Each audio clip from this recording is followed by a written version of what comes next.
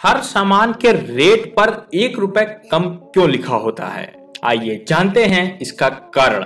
नमस्कार दोस्तों, आप देख रहे हैं फैक्टो लाइब्रेरी। मैं आपका साथी लेकर आ गया हूं एक नई इंटरेस्टिंग फैक्ट वीडियोस। आज की इस वीडियो में हम लोग बात करेंगे 1 रुपए की महत्वता क्या होती है और ये 1 रुपए दुकानदार के लिए कैसे फायदेमंद होता है। तो चलिए शुरू करते हैं। जब हम कोई सामान बाजार में खरीदने जाते हैं तो ज्यादातर सामान पर रेट 1 रुपए कम, जैसे 99 रुपए, 199 रुपए, 299 रुपए, 499 रुपए आदि तरह से लिखी हुई होती है। क्या कभी आपने सोचा है कि ऐसा क्यों होता है? क्यों दुकानदार इस तरह से सामान का रेट 1 रुपए कम रखते हैं? वो सामान का रेट 99 से 100 रुपए भी तो रख सकते हैं, जिससे कि 1 रुपए वापस करने की भी जरूरत नहीं पड़ेगी। लेकिन ऐसा बिल्कुल भी नहीं है। तो चलिए इस वीडियो के माध्यम से जानते हैं कि ज्यादातर सामान पर रेट 1 रुपए कम क्यों लिखा होता है और ये 1 रुपए दुकानदारों के लिए किस तरीके से फायदेमंद साबित होता है। तो दोस्तों, सामान पर 1 रुपए रेट कम लिखने से विक्रेता को ही फायदा होता है, यानी हमारे जो दुकानदार होते हैं उन्हीं को इससे फायदा होता है, जिसको हम अक्सर नजरअंदाज कर देते हैं। अब आप सोच रहे होंगे कि 1 रुपए रेट कम लिखने से विक्रेता को किस तरह से फायदा होता है। तो दोस्तों, आपको बता दें कि ऐसा करने से विक्रेता को 2 बड़े फायदे होते हैं। पहला फायदा, विक्रेता को जो पहला फायदा होता है वो मनोवैज्ञानिक तरीके से ग्राहकों को सामान को खरीदने के लिए प्रेरित करने के लिए होता है।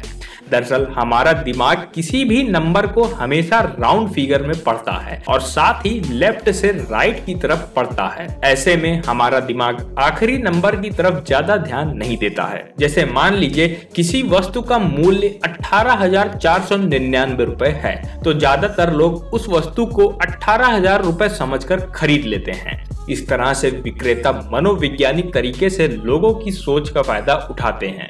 मतलब विक्रेताओं ने ग्राहकों को सामान खरीदने के प्रति आकर्षित करने के लिए बहुत ही अच्छा नायाब तरीका निकाला है, जो कि 99% तक कामयाब भी है। आइए अब जानते हैं दूसरा फायदा। जब हम किसी मॉल से सामान खरीदते हैं और मान लीजिए सामान की कीमत 799 या 599 आदि है, तो काउंटर पर बिल का भुगतान करते समय ज्यादातर लोग 1 रुपए वापस नहीं लेते हैं। मान लीजिए आपने 999 रुपए का कोई पैंट खरीदा और काउंटर पर 1000 रुपए दिए। फिर आप सोचते हैं कि 1 रुपए के लिए यहाँ पर क्या रुके रहना, और ऐसा सोचकर आप वहां से चले जाते हैं। कई बार विक्रेता आपको 1 रुपए के बदले कोई सस्ती सी टॉफी दे देता है, तो कुछ लोग उस टॉफी को लेते हैं और कुछ लोग उस टॉफी को लेते भी नहीं हैं। अब आप मान लीजिए उस मॉल में रोजाना 1000 लोग शॉपिंग के लिए जाते हैं और उनमें से 100 लोग अपना 1 रुपए लेना छोड़ देते हैं। इस तरह से विक्रेता को रोजाना 100 रुपए का फायदा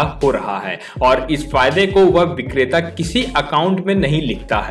इस तरह से विक्रेता को एक साल में 36,500 रुपए का फायदा होता है। तो देखा आपने कि ये 2 फायदे एक दुकानदार के लिए कितने ज्यादा फायदेमंद साबित होते हैं। चलिए अब मान लीजिए उस दुकानदार के पूरे देश में 100 रिटेलर आउटलेट हैं और सभी में ये ही प्रोसेस चल रहा हो, तो विक्रेता को एक साल में 3,65,000 का अतिरिक्त फायदा होता है, जिसे वो विक्रेता किसी भी अकाउंट में रिकॉर्ड नहीं करता है, यानी वो पूरी तरह से ब्लैक मनी होती है। अगर मान लीजिए विक्रेता आपको 1 रुपए के बदले एक टॉफी भी देता है, तो भी वह लाखों रुपए कमा लेता है, क्योंकि 100 टॉफी का पैकेट उसको 25 से 30 रुपए में पड़ता है, लेकिन विक्रेता आपको 1 रुपए में एक टॉफी देता है। इस तरह से आप समझ सकते हैं कि वह विक्रेता आपको टॉफी देकर भी कितना कमाता है। हालांकि इस दूसरे फायदे पर अभी काफी हद तक लगाम लग चुकी है, क्योंकि ज्यादातर लोग अब ऑनलाइन पेमेंट करते हैं, जिससे वो जितना बिल होता है उतना ही बिल चुकाते हैं। तो दोस्तों,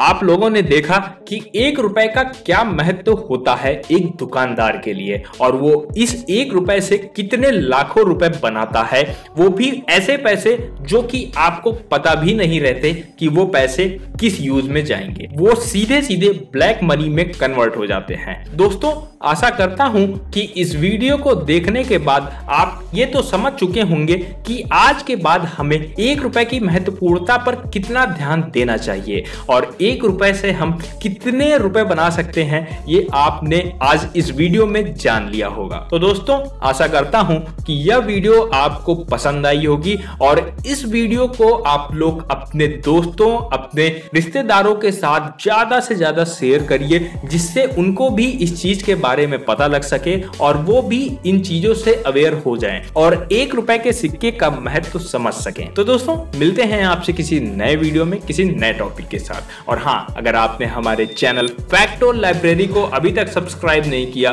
तो प्लीज उसे सब्सक्राइब कर लें और वीडियो को भी लाइक कर दें। तब तक के लिए जय हिंद, जय भारत।